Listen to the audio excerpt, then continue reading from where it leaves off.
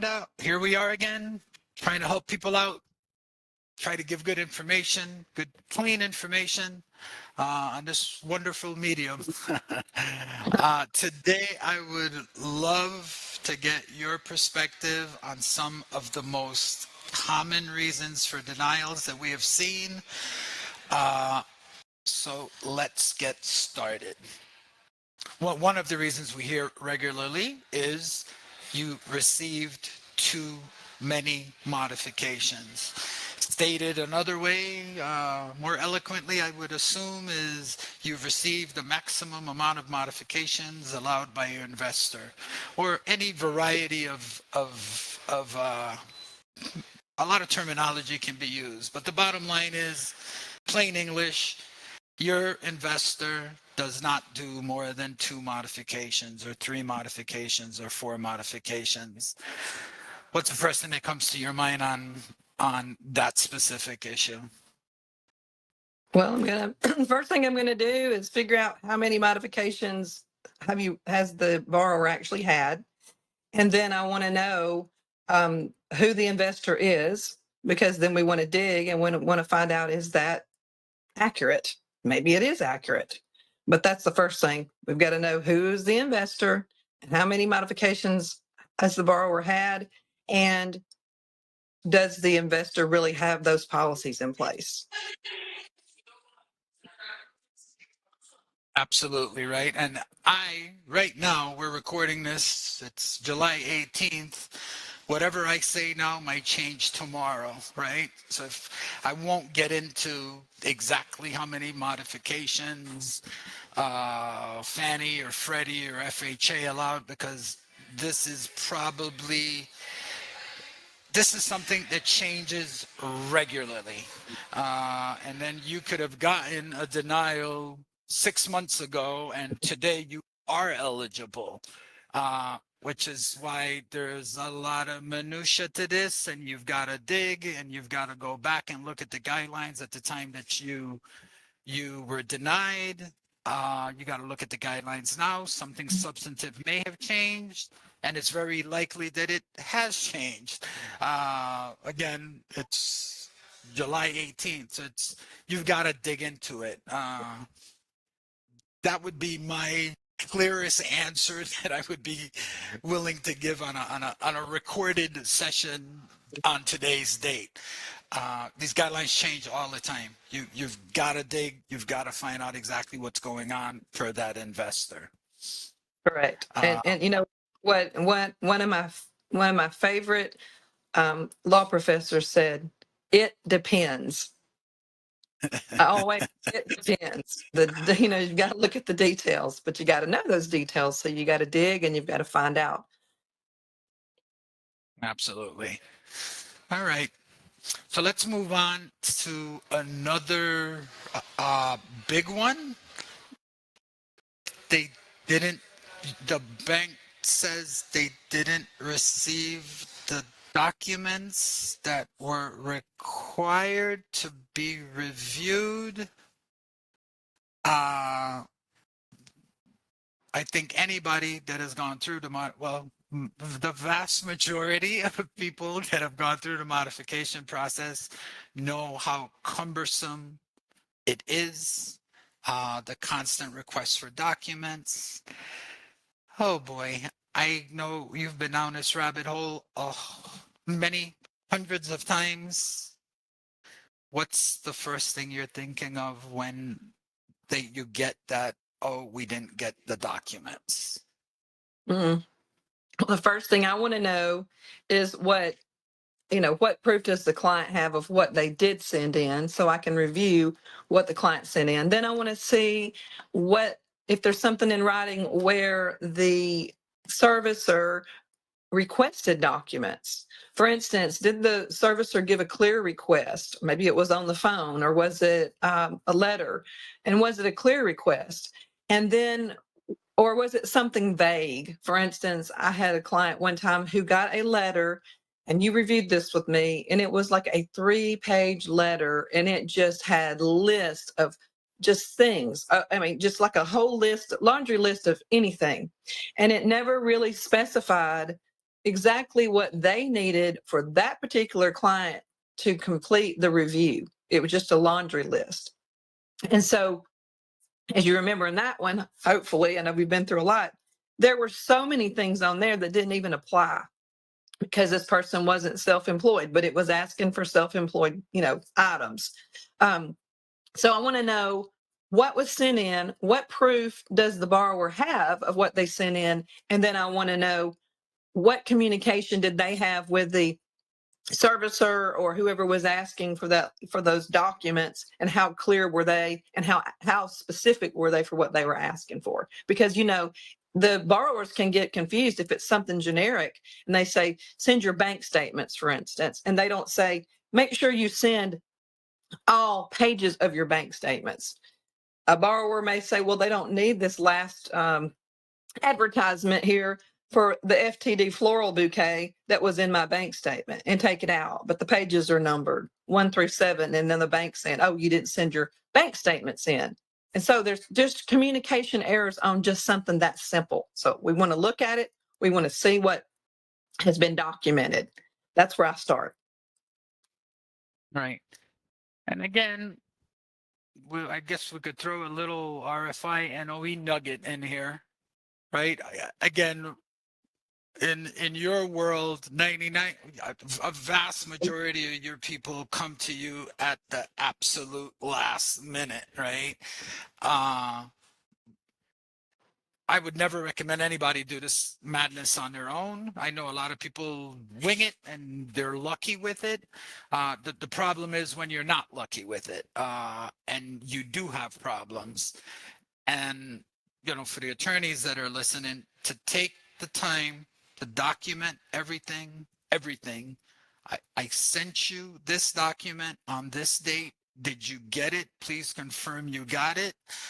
When you get those ridiculous requests, you document that as well, as best you can, as quickly as you can, as efficiently as you can, with an RFI, with a notice of error. You lay the story out in plain, simple English so that everybody is on notice throughout the entire process itself.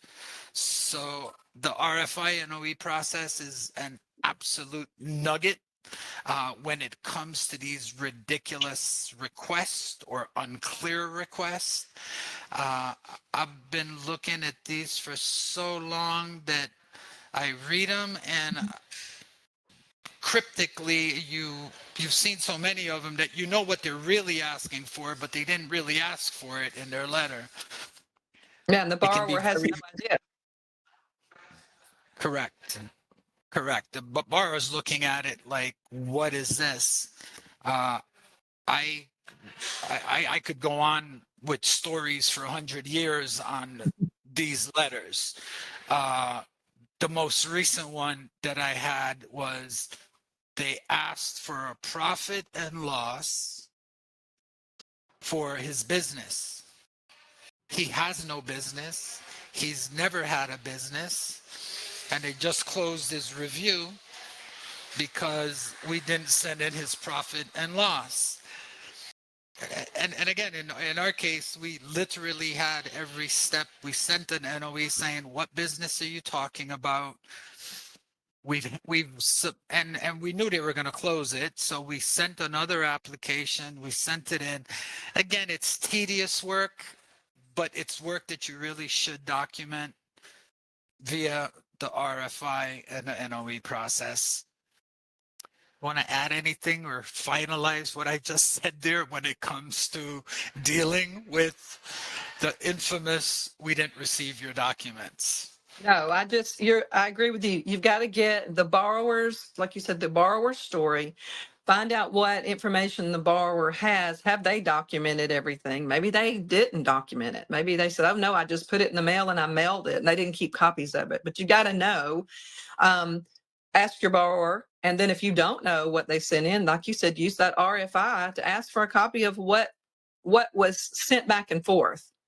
Now, of course, timing is everything, so you got to do that quickly. But yeah, you've got to get that story. You've got to find out what the borrower has, what the borrower doesn't have, find out what the borrower understood when something was asked of them, and see if there was any clear communication. If not, get those notice of errors out. Absolutely. Okay, let's move on to the next one. We see this one quite a bit. The denial will say something like, we couldn't create an affordable payment. The payment was not affordable. Again, here I know you've been down this rabbit hole a bunch of times. What's the first thing that comes to your mind when you see that type of a denial? Again, who is the investor? That, and what are their guidelines? Is that, does it even matter that they couldn't, that they come up with that reason, but is that a valid reason? And then we want to look at the numbers. I'm gonna get with Bobby, and I'm gonna say, Bobby, let's look at the numbers. Let's do these numbers first. Does it matter if the payment is, quote, affordable? Is that even in the guidelines? And then number two, did they do the math right? So that's the two things I want to look at. Correct. And even a term like affordable, what does that mean, right? What it means is whatever that investor says it means. So again, I won't go into specifics because these things are changing all the time. So it's really dig into guidelines, and or you base it on your previous experience with the different servicers / investors, or you can ask. You can ask them, what does this mean? Give me the numbers that you use to determine that it was unaffordable. Give me the terms of that modification, which you say is unaffordable. Again, that might be a little pushback. You call it an appeal, you call it an RFI, call it whatever you want. Just make sure you're getting the substance of, you're getting the substantive answer, and ask for the definition of it, because it can be it varies from investor to investor. Again, I've scarily listened to some people talk about stuff like this. There's no fix. Each investor is completely different, and if you don't know the nuances of it, you can request it in an RFI. But like Rhonda just said, it's timing. How much time do you have? What's the status of the foreclosure? Yada, yada, yada, right? There's a lot of factors moving. So affordable means different things to different servicers. You don't know what it is. Another beautiful use of the RFI and the NOE process.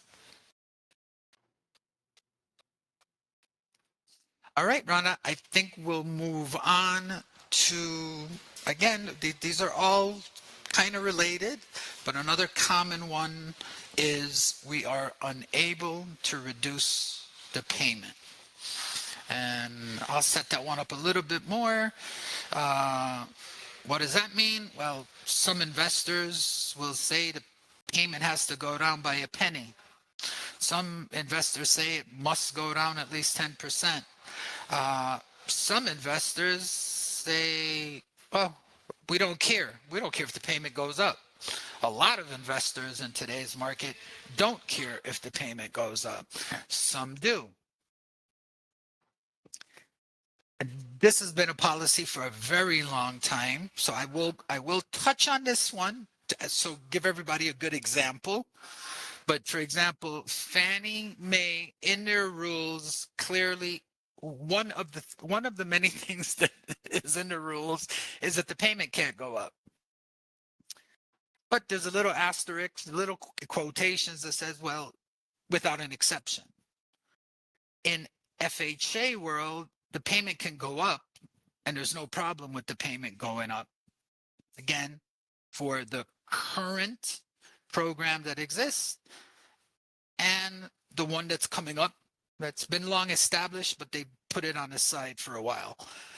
That one also basically says we don't care if the payment goes up. So even within the federally backed sphere, there's huge differences between them. The FHA program right now also allows the payment to go up. And I don't want to go into weeds, but if you've got an FHA loan and it says couldn't reduce your payment, that's inaccurate. And again, that's today, July 18th, right? What has been your experience with the whole can't reduce? Well, you know what? Let me just add one more thing. In all the established guidelines, they say, look at this, think about it.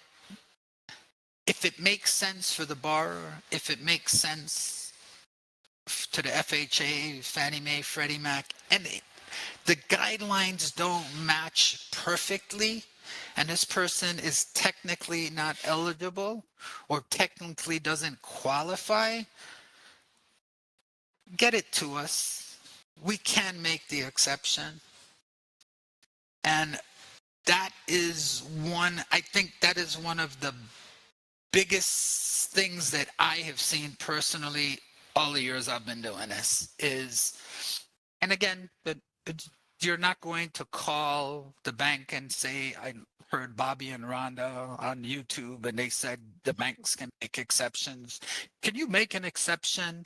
Unfortunately, it doesn't work like that, right? You've got to put the work into it and have an attorney that can articulate that and advocate on your behalf.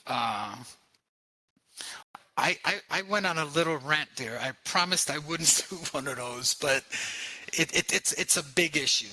It's a huge issue. People think that I got denied. Oh my God, it's done, and then they run around like crazy people trying to find quick fixes. I went on a rant there, Rhonda. Sorry, but can you give me your 2 cents on that? I know I agree with you because I've seen it in action where someone's been denied, unable to reduce payment. You dig in, you find out, okay, well, yeah, there is this. Here's what the guideline says. Again, who's our investor? What does the guideline say? Well, all right, we see it says it. But then, like you said, you see where there are this caveat that says that it can be done with an exception. And then when you push, and when and it takes pushing, it's like you said, you don't pick the phone up and call and go, hey, we're just requesting that exception. That's not going to work. You've got to push back. And then it may take 3 or 4 pushbacks. It may take 10 pushbacks, but you might get there. So you've got to do the work, like you said, to dig in, and or maybe the servicer just pulled out a reason for denial and they listed 10 and this was one of them, and it came from a different investor and it just got put in the denial. So you got to look, like I said, devil's in the details. You got to look and then push back. Absolutely. I'm 99% sure we will do one that shows a pushback, which, you know, it's whether in motions in court or and again, the pushback is NOE if you have the time. If not, it's right, your motion practice and get in front of a judge and getting everybody on the same page and educating everyone to really advocate for your client. It's a huge deal. All right. So the next category is investor does not do modifications. We see that regularly enough. Your 2 cents there, Rhonda. Yeah, again, who's my investor? We went over some of this on on one of our earlier discussions, but for instance, we were looking at a public trust that was the owner, the investor. And then we have those reports that are available. Someone knows how to get those. And we look at those reports and we see, oh, well, look here, they do. And you have something to push back with. Again, it's digging, it's finding out who the investor is, finding out, do they have guidelines? If they don't have guidelines, maybe they're a trust and they don't actually have guidelines. Find other tools to be able to push back to show, well, yeah, you do, or you do those, or maybe they don't, but in this scenario, maybe there's another exception and there's a reason why you can push back and get that modification that they claim that they don't do. Okay. Next one there is the payment going up.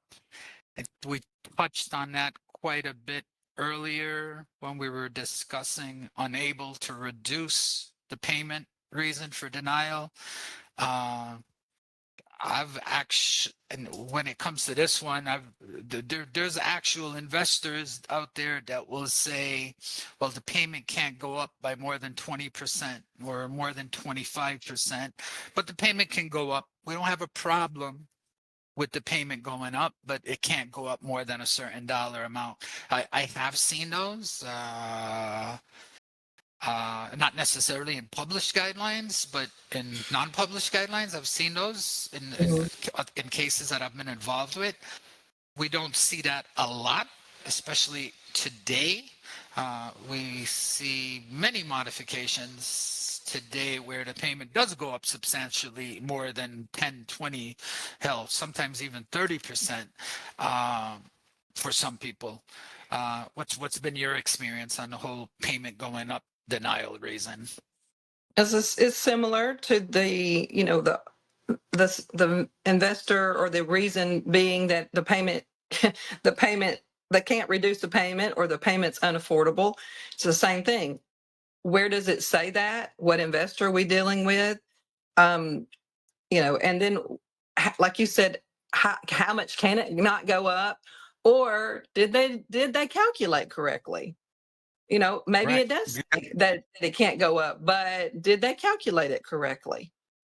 Were they off by the $5 that makes the difference of, whether it's a 20% increase or not?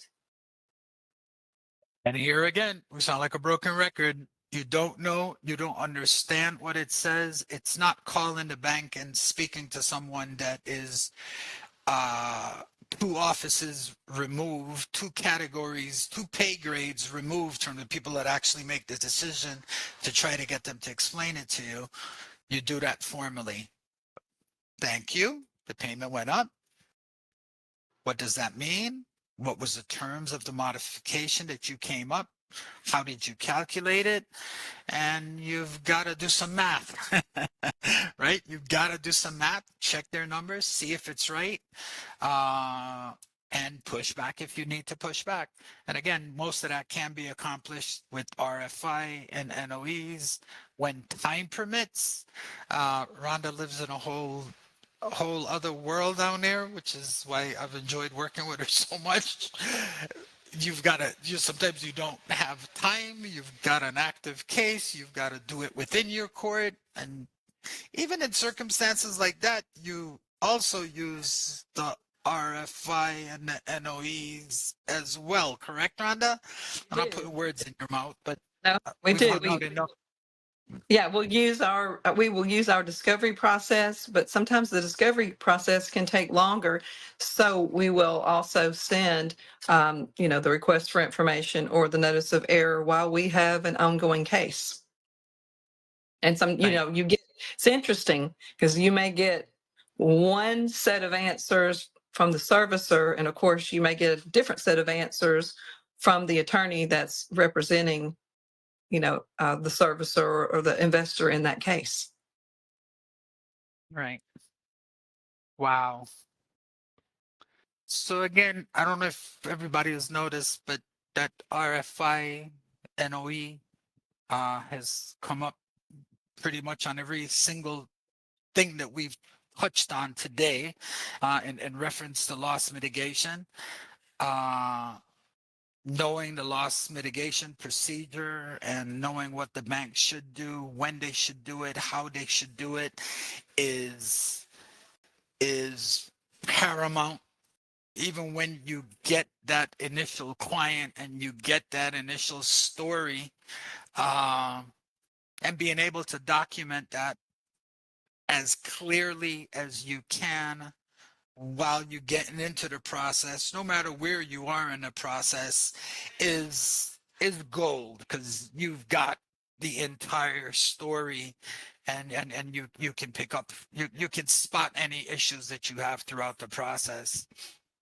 uh what I have learned, and I keep learning, is how powerful it is in every discipline, right? You do it in the bankruptcy, in foreclosure defense, or on a case that you might file. I'm talking much more to the attorneys that aren't really, or just getting started in this. Rhonda, what would you, where would you start if you were starting all over again? If you don't mind sharing that with me. Oh gosh, where would I Especially as it start? relates to especially as it relates to mortgages, these mortgage issues. Well, when I first started in this area, we didn't have the strong RESPA regulations with regard to what we have now on the notice of errors and the request for information. We had the QWRs, and the case law wasn't that great on those. The law continues to develop on those things, and you need to read the case law. Do not file a lawsuit because you sent a request for information and you didn't get an answer, within the 30 days or something like that. You need to build your case, but you use those requests for information and notice of errors to help build your case and to support your case. And if you are already in our case, sometimes my clients come to me and they're already past a foreclosure. They've already been down this path and they've tried a modification and they've got bad information back, inaccurate information. Servicers don't know what they're talking about. And then sometimes we have to unravel, like peeling back layers on an onion to try to go back, to undo what's happened. Not easy to do.